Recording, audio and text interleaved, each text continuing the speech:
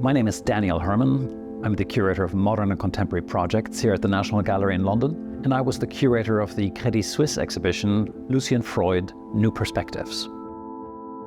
One of the fascinating things that we learned about Lucian Freud when we researched our exhibition was the very strong connection that he has had with the National Gallery itself.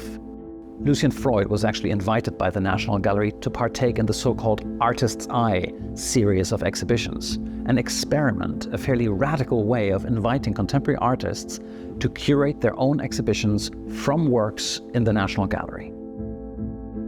My name is Isaac, and I'm a gallery educator here at the National Gallery. For the last few months, I've been researching the Artist's Eye exhibitions, which took place at the National Gallery between 1977 and 1990. Lucian Freud was really one of the most interesting artists of the 20th century. He was absolutely committed to painting. He was very much interested in the human form and the human experience. But also, Lucian Freud was a master of looking. He was somebody who really enjoyed looking intently, both at the subjects that he painted, but also at the artworks that he saw and studied for his own practice. As a curator and art historian, I had always been interested in the Artist's Eye exhibition that Lucian Freud curated, but also I had always been able to only read about it.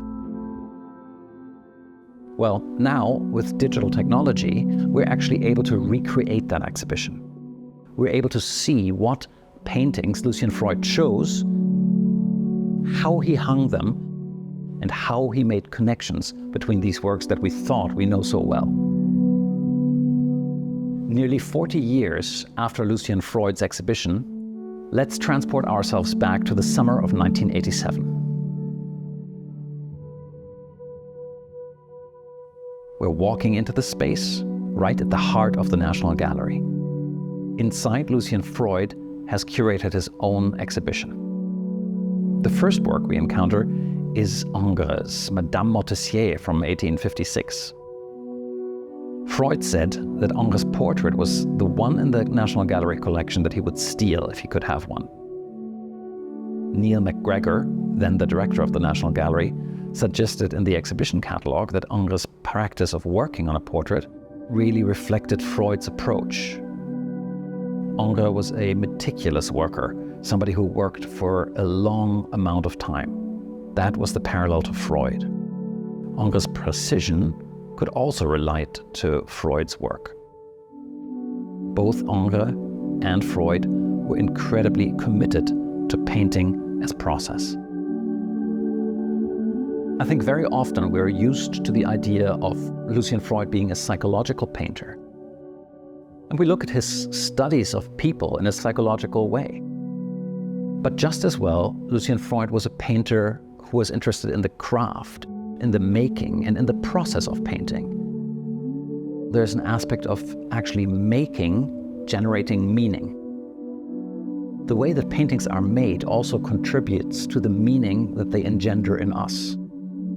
Freud knew this, and that's how he looked at his predecessors' paintings. Next, we find two paintings by artists who are celebrated for their ability to paint the human body. We have Reubens' painting of Samson Delilah from about 1609, and Velazquez' painting, the famous Rokeby Venus, from 1647.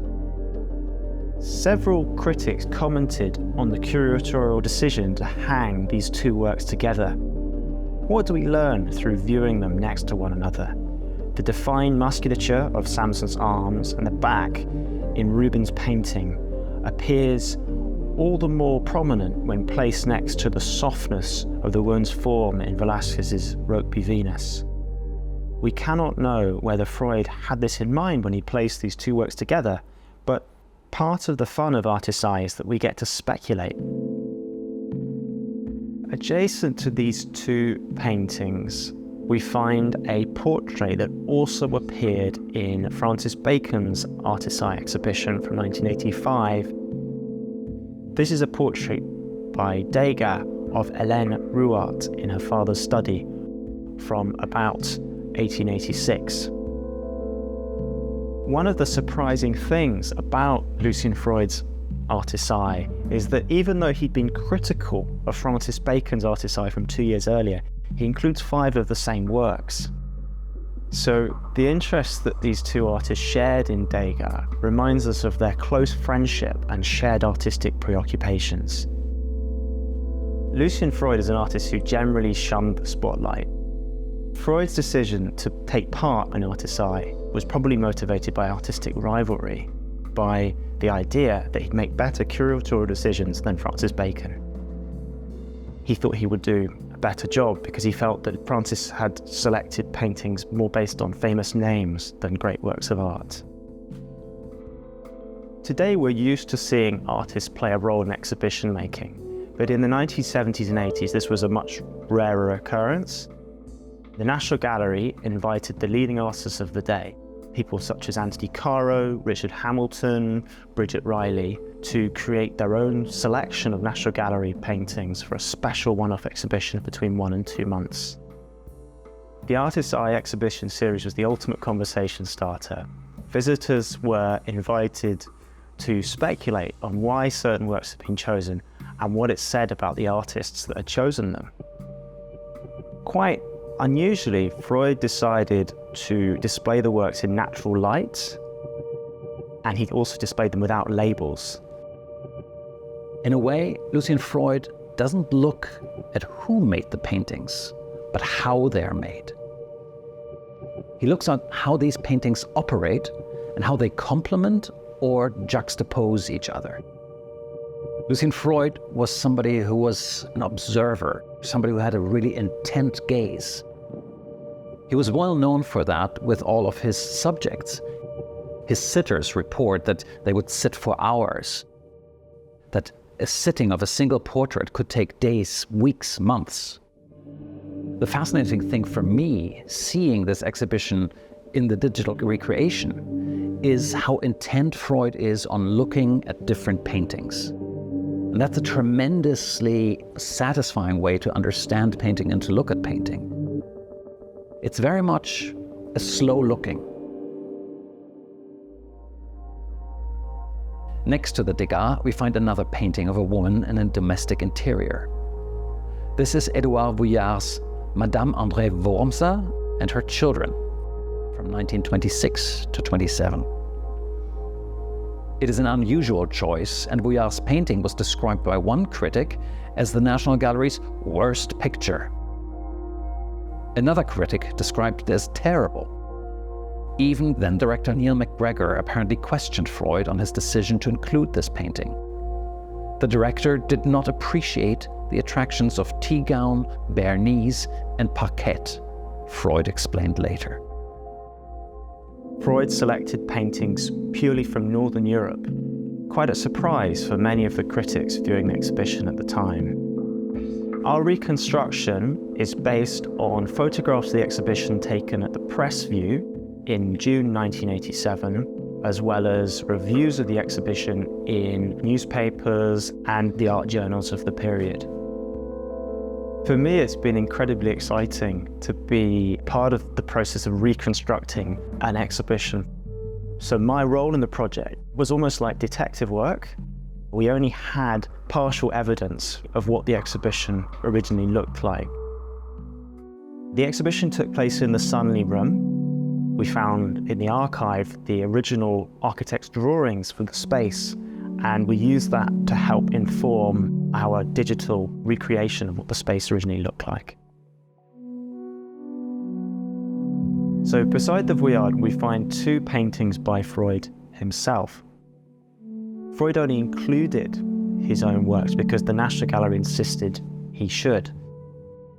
The double portrait was on display for the first time in 1987, and many of the critics commented on how exciting it was to see this work.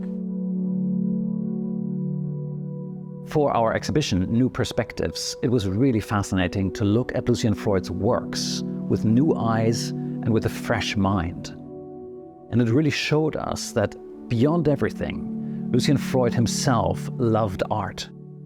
He loved looking at the world, and he loved looking at paintings. He was fascinated by the way that Rembrandt rendered flesh.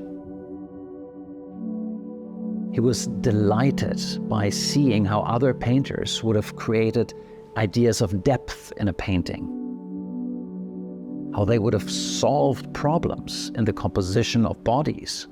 And all of these things are very, very visible when we look at the kind of juxtapositions and the kind of choices he made in his own exhibition of masterpieces from the past.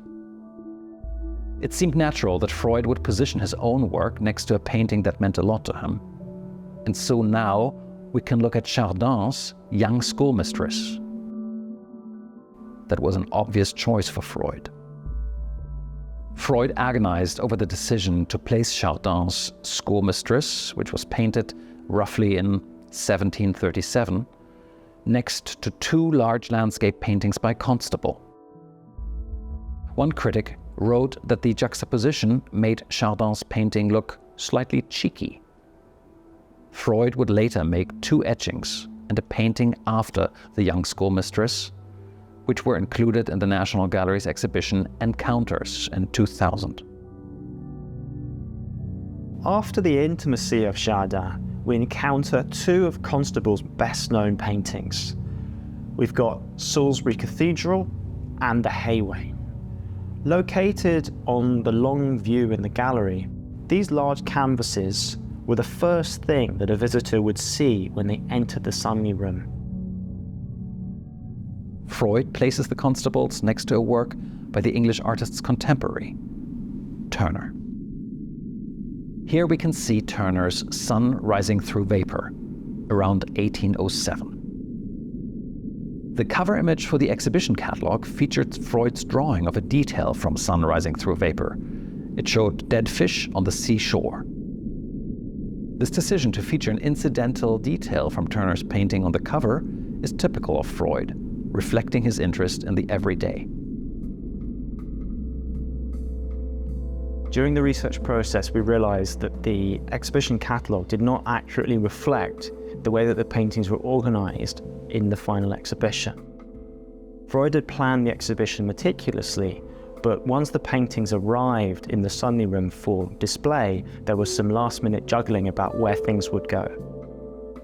He invited us to take another look at works we thought we knew. Freud includes no less than 7 works by another artist famed for his ability to handle oil paint, Rembrandt. In his review of Freud's artist's eye, the artist's future biographer, William Fever, described Rembrandt as demonstrably Freud's idol. His decision to include such a large number of paintings by the Dutch artist reflects Freud's own preoccupation with portraiture, the constant struggle to reach a true representation of the sitter. So Freud's interest in how Rembrandt portrayed aging sitters like Margaretha de Grier, the wife of Jacob Tripp, could relate to a series of painted and drawn portraits that Freud made of his mother between 1972 and her death in 1989. Freud's artist's eye concludes with 2 works by another Dutch artist, Frans Hals. Frans Hals, Young Man Holding a Skull, 1626 to 1628, and A Family Group in a Landscape, 1647 to 50. Hals's Family Group in a Landscape, the second largest work in the exhibition, dominates this wall. Freud shared with Hals an interest in loose paint handling and passion for group portraiture.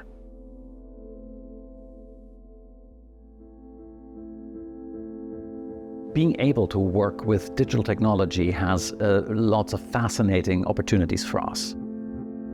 As art historians, we are very often text-based. Very often we work with books. Very often we work with sentences. But artists work with images. They work with paintings. They work visually. Now, through digital technology, we are actually able to explore a lot more visually what artists would have done in the past, but understand them in the present. By being able to visually recreate exhibitions and to think about the relations of paintings to one another, we're able to approach meaning in painting in an entirely different way. We're, in a way, moving away from the primacy of the word and moving towards an understanding of an image that is a different category of understanding art.